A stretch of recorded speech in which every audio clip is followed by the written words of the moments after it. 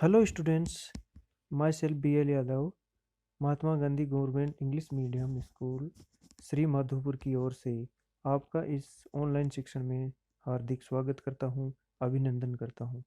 आज हम कक्षा 7 की संस्कृत पाठ्य पुस्तक और उसका तृतीय पाठ का अध्ययन करेंगे। तो आप अपनी पाठ्य पुस्तक खोल करके उसका तीसरा पाठ निकालें और तीसरा पाठ निकाल करके ऊपर से जहाँ से मैं भावार्थ बताना आपको शुरू करता हूँ, आप अपनी पाठ्य पुस्तक में पेंसिल रखें और एक एक शब्द का अर्थ बड़ी सावधानी से देखें ताकि आपको अर्थ समझने में कोई दिक्कत नहीं आए। तृतीय पाठ का नाम है स्वावलंबनम। स्वावलंबन का मतलब होता है आत्मनिर्भरता। आत्मनिर्भरता का पाठ आज हम पढ़ेंगे। इसमें संख्यावाची शब्द जैसे तद और एतद, इन शब्दों का प्रयोग ज़्यादा किया गया है, तो आप ध्यान से देखें। चलिए शुरू करते हैं अपना पाठ। मुझे उम्मीद है कि आपने अपनी पाठ्य पुस्तक खोल ली होगी और एक एक शब्द को आप बड़ी सावधानी से देखेंगे। कृष्णमूर्ति श्रीकंठश्च मित्रे आस्ताम। कृष्णमूर्ति और श्रीकंठ नामक दो मित्र थे।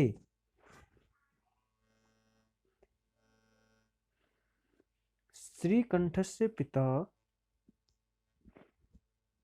समृद्ध आसीत। श्रीकंठ के पिता समृद्ध थे, संपन्न थे, धनवान थे। अतः तस्य भवने सर्व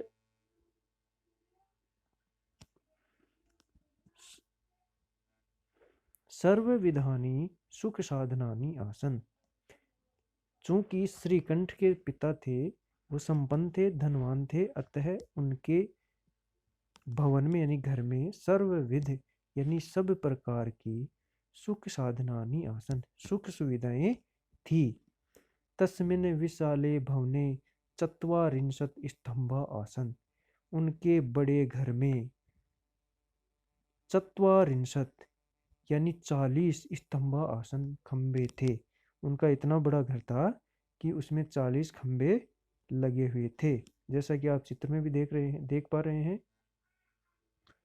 चलिए, तस्य अष्टादश प्रकोष्ठेषु 50 गवाक्षा चतुश्चत्वारिंशत् द्वाराणि षट्त्रिंशत् विद्युत व्यजनानि च आसन। तस्य अष्टादश, उनके घर में अष्टादश यानी 18 प्रकोष्ठेषु कमरों में 50 गवाक्षा 50 खिड़कियां, 50 यानी 50 गवाक्षा यानी खिड़कियां, चतुश्चत्वारिंशत् द्वाराणि और 44 चतुश्चत्वारिंशत् यानी 44 दरवाजे और षट्त्रिंशत् यानी 36 विद्युत व्यजनानी बिजली के पंखे च आसन थे। इतने बड़े घर में ये सब सुख सुविधाएं उनके थी। तत्र 10 सेवका, और वहां पर 10 नौकर निरंतरम कार्यम कुर्वन्ति समय। उनके घर में 10 नौकर लगातार काम करते थे। परम कृष्णमूर्ति, परंतु कृष्णमूर्ति के माता और पिता निर्धनव कृषक दंपति गरीब थे और वो साधारण किसान थे।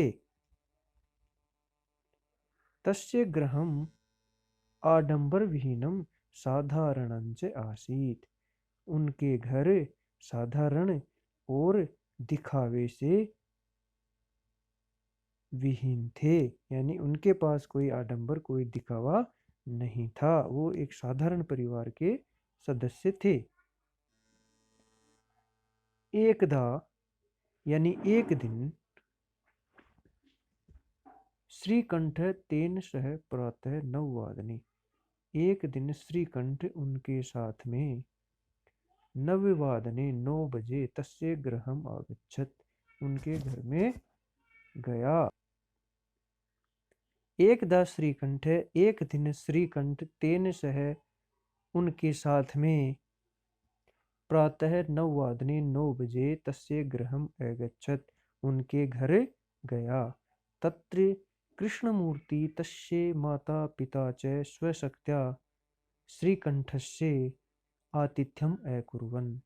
वहां पर कृष्णमूर्ति और तस्य और उसके माता और पिता ने स्वशक्त्या यानी अपने सामर्थ्य के अनुसार श्रीकंठ का आतिथ्य सत्कार किया। यानी जैसी उनके पास सुविधाएं थी उसके अनुसार उन्होंने उनका स्वागत किया। एतत् दृष्ट्वा श्रीकंठ अकथयत्, इसे देखकर श्रीकंठ ने कहा, मित्र, हे मित्र, अहम भवताम सत्कारेण संतुष्टोमि, मैं आपके सत्कार से संतुष्ट हूँ। केवलम इदमेव मम दुखम यत्, केवल यही मेरा दुख है या यही मेरी पीड़ा है कि तव गृहे एकोपि भृत्य नास्ति, कि तुम्हारे घर पर एकोपि यानी एक भी भृत्य यानी नौकर नास्ति नहीं है। मुझे ये दुख हुआ, मुझे ये दुख है कि आपके घर में कोई भी नौकर नहीं है।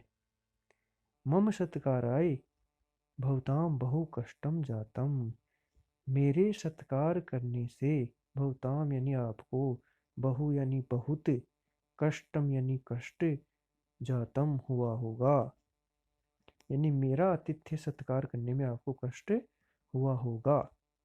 मम गृहे तु बहवे कर्म करा संति, मेरे घर पर तो बहुत सारे काम करने वाले नौकर हैं।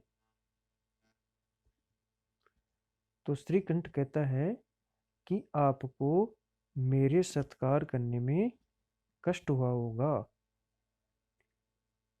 क्योंकि मेरे घर पर तो बहुत सारे नौकर हैं। तदा कृष्ण मूर्ति अवदत्, उसकी बातें सुनने के पश्चात कृष्ण मूर्ति बोला, मित्र, ममापि अष्टौ कर्म करः सन्ति, हे मित्र, मेरे पास भी 8 काम करने वाले हैं। अष्टौ यानी 8 कर्म कर यानी नौकर हैं। तेज, वो कौन कौन से हैं सुनो। तेज 2 पादौ, 2 तो पैर, 2 हस्तौ, 2 हाथ, 2 नेत्रे, 2 नेत्र, 2 श्रोत्रे और 2 कान।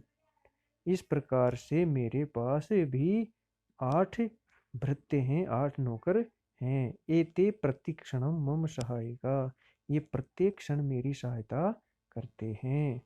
किंतु तौ भृत्या सदैव सर्वत्र च, किंतु तुम्हारे सेवक, तुम्हारे नौकर सदैव और सब जगह उपस्थिता भवितुम न शक्नुवन्ति, हर जगह और हर समय उपस्थित नहीं रह सकते।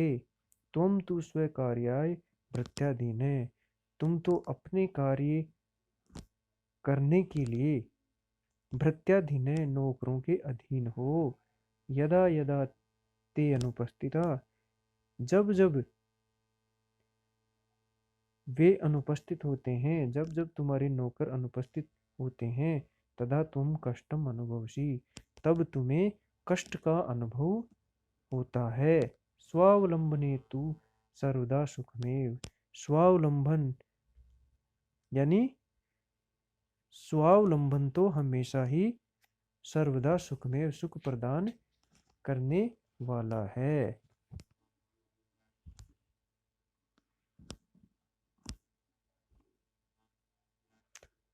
तो कृष्ण मूर्ति श्रीकंठ को कहता है कि मेरे पास भी 8 नौकर हैं, 2 पैर, 2 हाथ, 2 आंख और 2 कान। इस प्रकार से सदैव मेरी ये सहायता करते रहते हैं, और तुम तो फिर भी नौकरों के अधीन हो। जब ये अनुपस्थित होते हैं तब तुम्हें कष्ट का अनुभव होता है।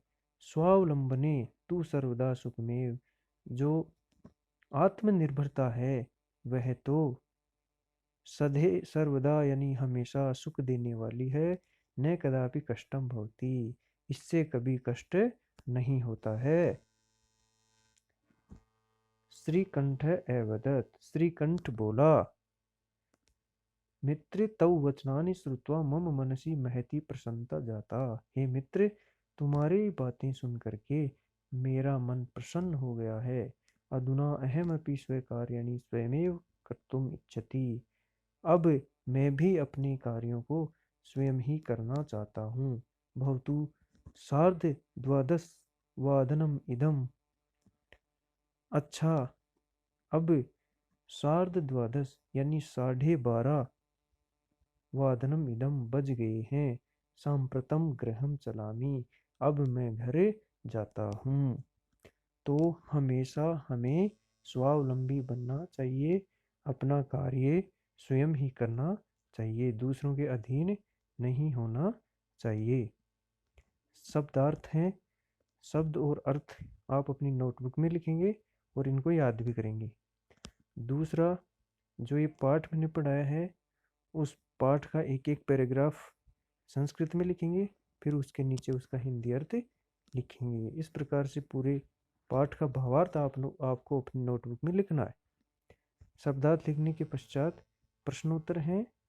तो प्रश्नोत्तर में सबसे पहला प्रश्न है उच्चारणम कुरुत, उच्चारण करना है। विंशति, त्रिंशत, चत्वारिंशत, इन संख्यात्मक शब्दों को आप उच्चारण करें।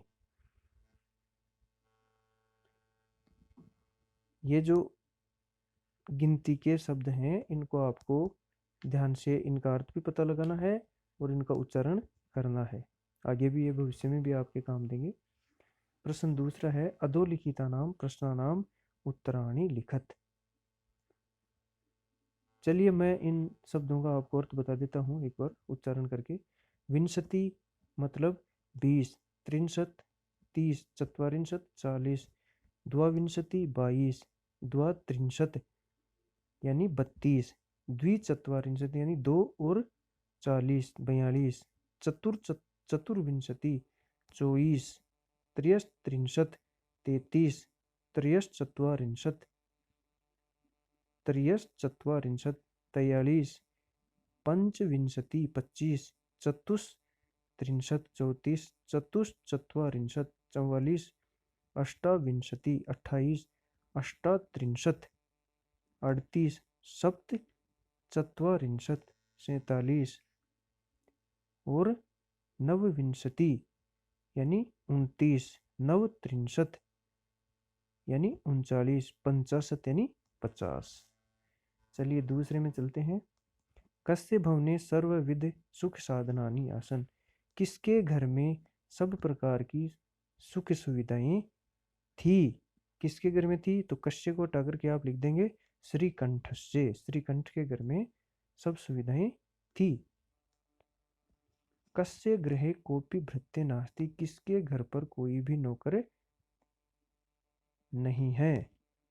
तो कस्य गृहे, तो किसके घर में, तो कृष्ण मूर्ति, कश्य को हटा करके कृष्ण मूर्ति लगा देंगे। बाकी आगे का प्रश्न ऐसे कैसे आ जाएगा, यानी कृष्ण मूर्ते गृहे कोपी भृत्य नास्ति। तीसरा है श्रीकंठस्य आतिथ्यम के अकुर्वन्, श्रीकंठ का आतिथ्य सत्कार कौन करता है। तो कृष्ण मूर्ति श्रीकंठस्य आतिथ्यम के अकुर्वन्,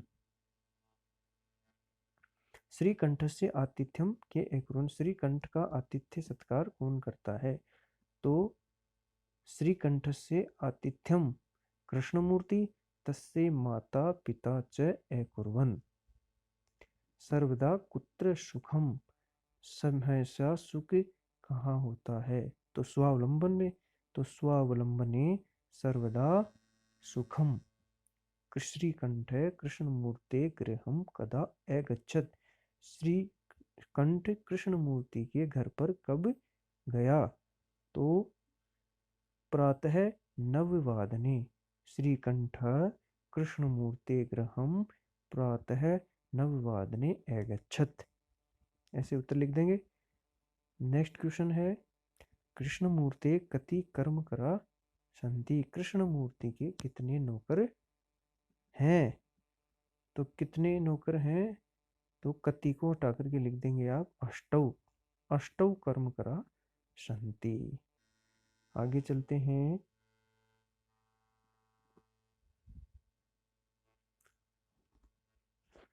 अगला जो प्रश्न है, चित्राणि गणित्वा तद् संख्यावाचक शब्दम लिखत। संख्यावाची शब्द लिखना है। तो पहला जो चित्र है उसमें आपको ये चित्र गिनने हैं। कितने हैं? तो इसमें है 2 4 6 36 18। 18 हो गए तो आप लिख देंगे अष्टादश। अष्टादश लिख देंगे। दूसरे में कितने हैं? 2 4 6 7, तो 7 21। तो आप लिख देंगे एक विंशति। एक विंशति इस प्रकार से लिख देंगे। नीचे वाला जो चित्र है उसमें कितनी आकृतियां बनी हुई हैं? 2 4 5, 5 15, तो पंचदश। पंचदश।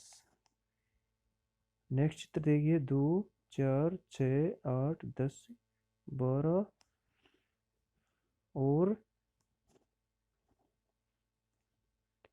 ये हो गई 60 63 यानी 36। तो आप लिख देंगे 60 63 इस प्रकार से लिख देंगे। कैंची के जो चित्र हैं उसको आप गिन लीजिए कितने हैं। ये हैं चतुर्विंशति 24। चतुर्विंशति। चतुर्विंशति। अगला जो चित्र है उसमें कितनी आकृतियां बनी हुई है? 3 63 33। 3 63 इस प्रकार से आप ये संख्यावाची शब्द लिख देंगे। अगला जो शब्द है, अगला जो प्रश्न है वह है मंजूषात अंकानाम कृते पदानि चिनुत। यानी ये जो अंकों में जो संख्याएं लिखी हुई हैं उनको शब्दों में यहाँ से चुन करके लिखना है। तो 28। 28 को क्या बोलेंगे? अष्टाविंशति। तो इसमें आपका ये अष्टाविंशति आ जाएगा। फिर है 27 तो सप्तविंशति। 30 तो 63 और 31 तो 1 इन शब्दों को इन रिक्त स्थान में आप भर देंगे। उसके बाद में 24 तो चतुर्विंशति। 40 चत्वारिंशत 50 पंचाशत इन शब्दों को ऐसे आप भर देंगे। अगला प्रश्न देखते हैं। चित्रम दृष्ट्वा मंजूषात पदानि च प्रयुज्य वाक्यानि रचयत। यानी इन चित्रम दृष्ट्वा चित्र को देख करके इन पदों को लेकर के और वाक्यों का निर्माण करना है। तो वाक्यों का निर्माण इन शब्दों के माध्यम से करेंगे। तो पहला तो आप देख लीजिए, किसान खेत जोत रहा है तो आप बना देंगे। पहला वाक्य बनाएंगे कृषकः क्षेत्रम कर्षति। दूसरे दो किसान हैं वो खेत को जोत रहे हैं तो एतौ कृषकौ खनन कार्यम कुरुतः द्विवचन है। तीसरा बनाएंगे एते बहुवचन एते कृषकः। एते कृषकः धान्यम रोपयन्ति। इस प्रकार से आप 3 वाक्य बना देंगे। अगला जो प्रश्न है वह है अधोलिखितान समयवाचक कान अंकान पदेषु लिखत। समय दिया हुआ है, उसको आप शब्दों में लिखेंगे। चलिए, पहला लिखा हुआ है 10:30 बज रहे हैं, तो सार्ध सार्ध 10 वादनम, ये इसमें गलत लिखा हुआ है, सार्ध 10 वादनम आएगा। अगला है 5 बज रहे हैं तो पंचवादनम, 7 बज रहे हैं सप्तवादनम, 3:30 बज रहे हैं तो सार्ध त्रिवादनम, सार्ध द्विवादनम, 9 बज रहे हैं तो नववादनम, 11 बज रहे हैं तो एकादश वादनम, 12:30 तो सार्ध द्वादश वादनम, 4:30 तो सार्ध चतुर्वादनम, 8 बज रहे हैं तो अष्टवादनम, 1:30 हो रही है तो सार्ध एक वादनम, 7:30 बज रहे हैं तो सार्ध सप्तवादनम, यानी आधा घंटा है उसको हम बोलेंगे सार्ध, और जिससे आधा ज़्यादा है उसको बाद में बोलेंगे। जैसे 7:30 है तो सार्ध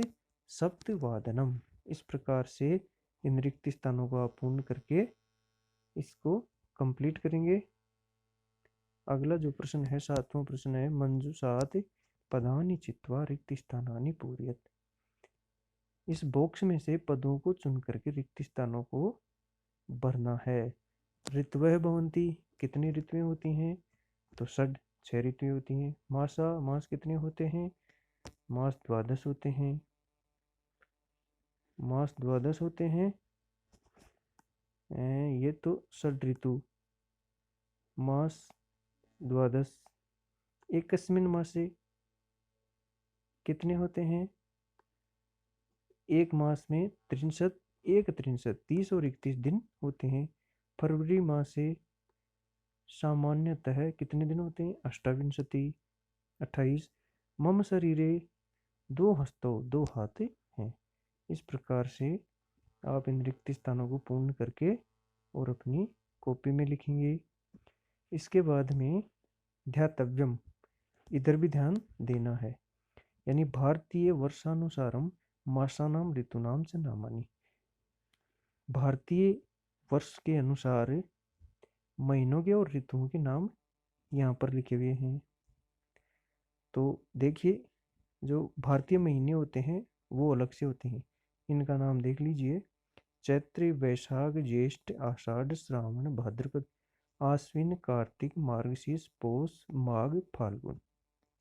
ऋतु में 6 होती हैं, वसंत ऋतु, ग्रीष्म ऋतु, वर्षा ऋतु, शरद ऋतु, हेमंत ऋतु और शिशिर ऋतु। इन ऋतुओं के और महीनों के नाम भी आप अपनी नोटबुक में, इस वीडियो को आप ध्यान से देखें, और एक बार में नहीं समझ में आए तो आप पुनः एक बार दोबारा देखें, आपको अच्छे से समझ में आ जाएगा। फिर भी यदि कोई बात समझ में नहीं आए तो आप कमेंट के माध्यम से मुझे बता सकते हैं, और बेल आइकन को आप दबा दीजिए, इसको सब्सक्राइब कर लीजिए, ताकि मैं आपके लिए और नया लेसन का प्लान बनाऊं तो वो आपको उसका पता चल जाएगा, नोटिफिकेशन आपके पास में आ जाएगा। और मुझे उम्मीद है कि आपको बहुत अच्छे से समझ में आया होगा। चलिए, नए वीडियो के साथ में पुनः मिलेंगे। धन्यवाद।